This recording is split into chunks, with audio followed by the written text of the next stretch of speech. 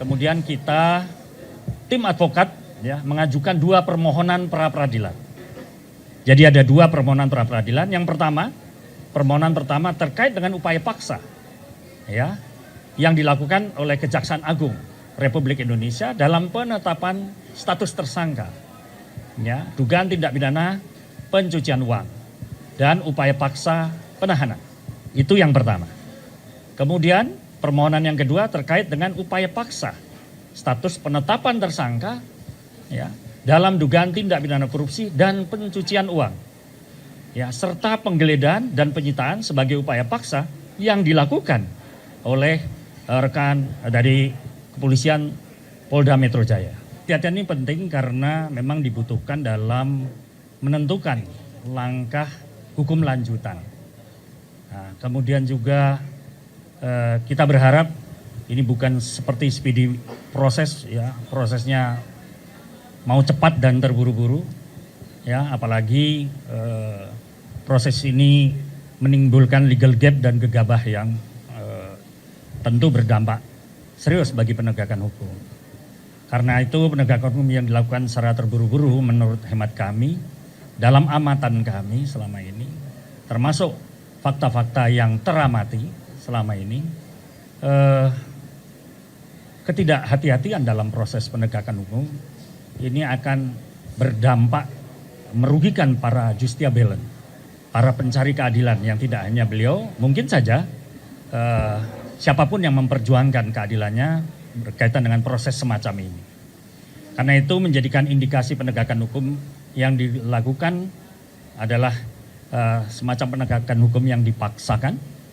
Nah, karena itu sebelumnya kami sudah mengidentifikasi setidak-tidaknya terdapat 9 kejanggalan, ya 9 potensi pelanggaran hukum, terutama hukum acara pidana dalam penanganan perkara ini. Maka melalui konferensi pers ini kami ingin menyampaikan secara jelas rencana strategi hukum lanjutan yang akan dilakukan. Karena tadi kami sampaikan pers adalah mitra advokat, maka setiap ruang-ruang perjuangan keadilan juga menjadi tanggung jawab dan perhatian kita bersama. Kemudian juga pihak klien sebenarnya sudah memutuskan akan menggunakan haknya untuk mengajukan langkah hukum. Karena tentu sama-sama tahu pasti apa langkah hukum itu, tidak lain dan tidak bukan ini bagian dari pengujian dalam lingkup pre-trial ya, yang dinamakan sebagai pra-peradilan. Karena tahapan ada pre-trial, ada in-trial nanti, kemudian ada post-trial.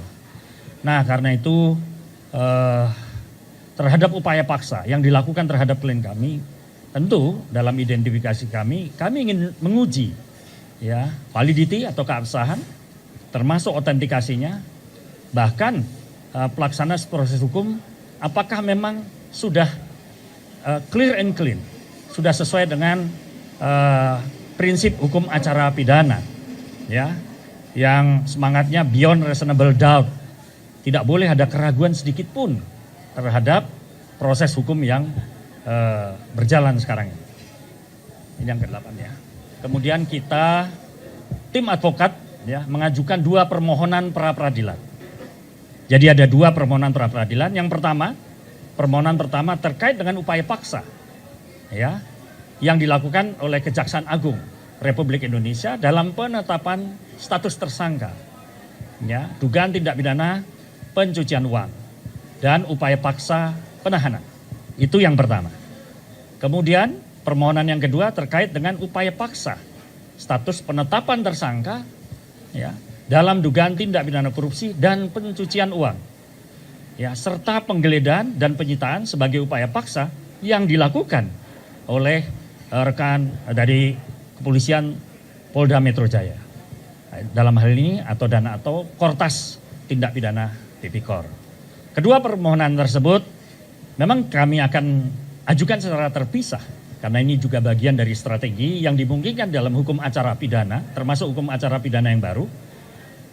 Juga karena alasan objek dan tindakan memang diuji secara berbeda. Ya, jadi batu ujinya akan berbeda. Itu kemudian saya persilahkan dilanjutkan oleh Mas Farizi tim berikutnya. Makasih Mas.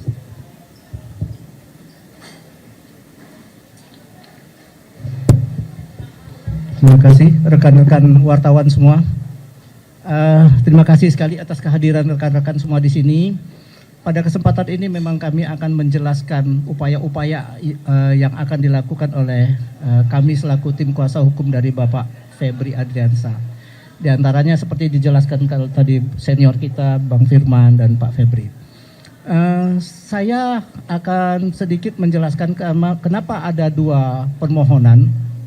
Ada dua permohonan rencananya ya, ini direncanakan ada dua permohonan untuk pra-peradilan upaya hukum kita. Itu karena terkait ada dua, kita balik lagi kepada teorinya, sekarang berdasarkan KUHP yang baru, ini yang bisa diajukan permohonan pra-peradilan adalah atas upaya paksa. Yang kami telah analisa secara bersama selama beberapa hari ini, upaya paksa apa saja yang merupakan suatu yang kami anggap dan kami menilainya sebagai bagian dari ada penyimpangan-penyimpangan.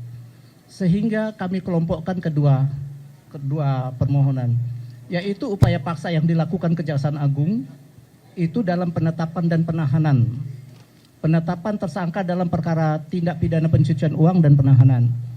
Di sana kita melihat nuansa yang sangat besar adanya pelanggaran pasal 100 ayat 5 dari KUHP untuk upaya paksa penahanan.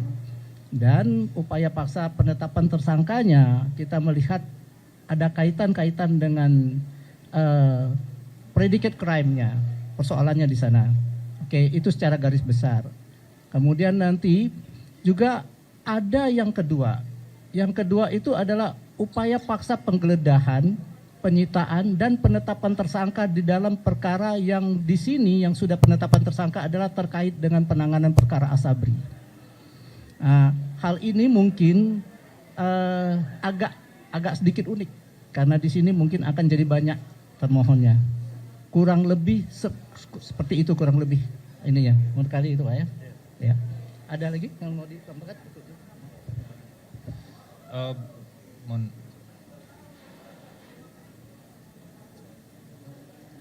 Berikutnya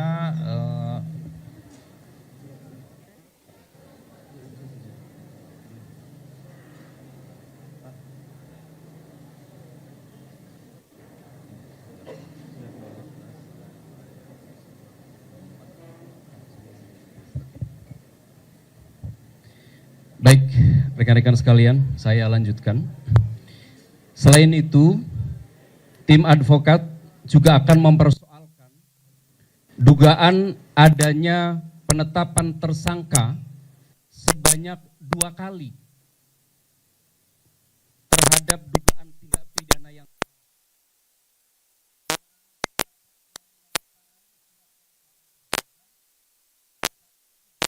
dasar hukum yang digunakan dalam penetapan tersangka terhadap klien kami.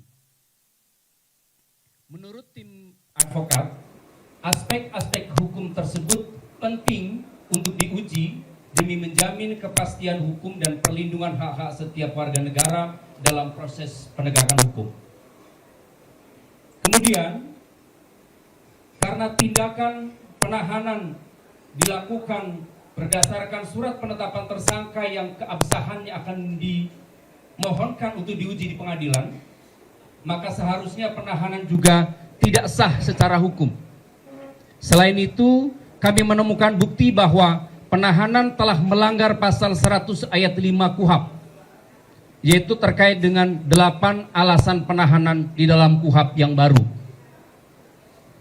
Dalam permohonan pra-peradilan yang kedua, terkait dugaan tindak pidana korupsi, tim advokasi akan meminta pengadilan untuk menguji keabsahan tindakan penggeledahan, penyitaan, penetapan tersangka, larangan bepergian ke luar negeri atau pencekalan, tindakan supervisi dan pengendalian yang dilakukan Kortas Tipikor Polri dalam pelaksanaan penggeledahan dan penyitaan, serta pengambil alihan penanganan perkara dari Polda Metro Jaya.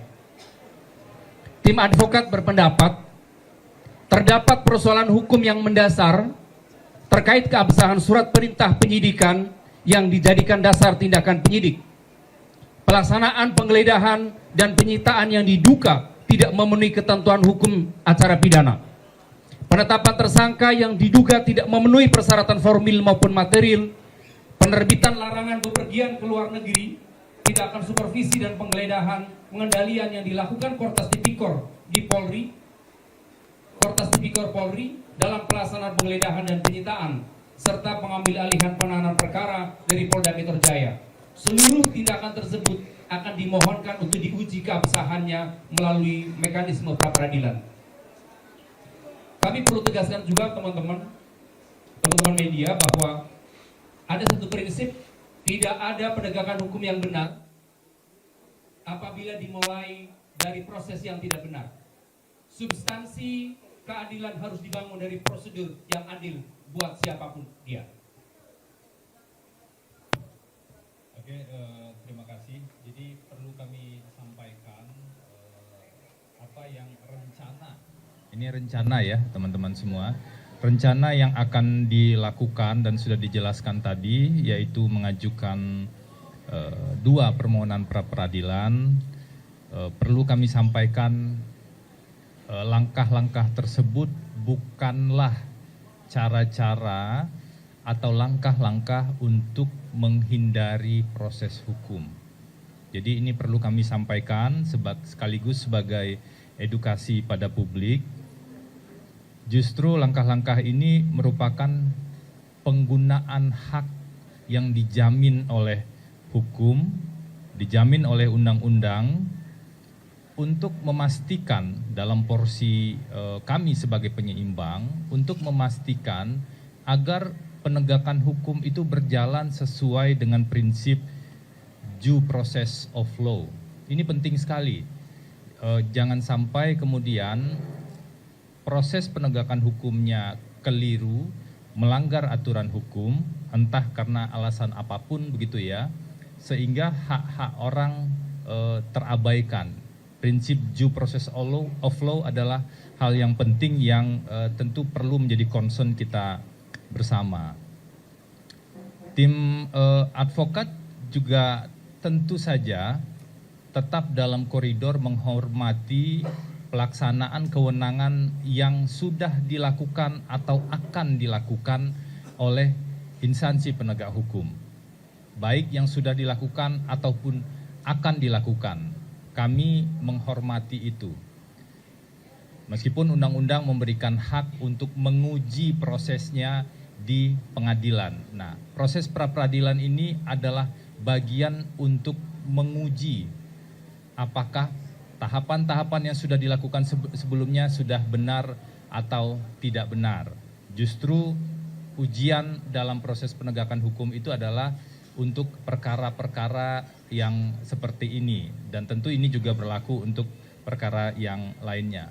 Sehingga nanti kalau pra-peradilan sudah diajukan, kami tentu saja menyerahkan pada kebijaksanaan dan keadilan dan pertimbangan dari majelis hakim. Kita sudah punya KUHAP baru, kalau dulu KUHAP-nya tahun 81, sekarang KUHAP-nya mulai berlaku di 2026 bersama dengan KUHP baru. Kalau KUHP baru itu dulu kita adopsi sebelum Indonesia merdeka, kemudian kita punya KUHP baru yang berlaku di 2 Januari 2026, maka tentulah KUHP dan KUHAP baru itu jadi pedoman kita bersama dalam melakukan penegakan hukum. Tidak saja bagi advokat tetapi juga bagi instansi penegak hukum. Seperti yang diuraikan tadi, kami mengindikasikan ada sejumlah pelanggaran Kitab Undang-Undang Hukum Acara Pidana. Ada juga indikasi pelanggaran KUHP-nya, misalnya prinsip lex favoreo yang diatur di pasal 3 KUHP baru. Itu mestinya dipatuhi agar penegakan hukum ini bisa berjalan secara rapi. Kalau dianalogikan kita sedang jalan di malam hari, agar jalannya terang ini perlu dikasih lampu. Lampunya itu adalah koridor-koridor yang diberikan oleh undang-undang, jaminan hak asasi manusia, dan juga batasan-batasan kewenangan yang jelas dari institusi penegak hukum. Agar jalannya terang ini. Begitu kurang lebih. Silakan kalau ada pertanyaan. Silakan Bang.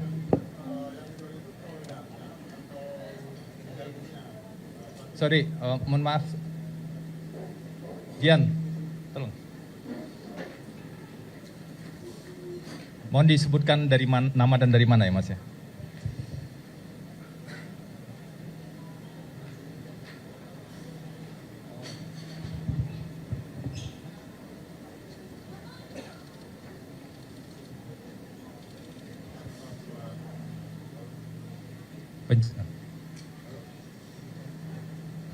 Tes. Oke.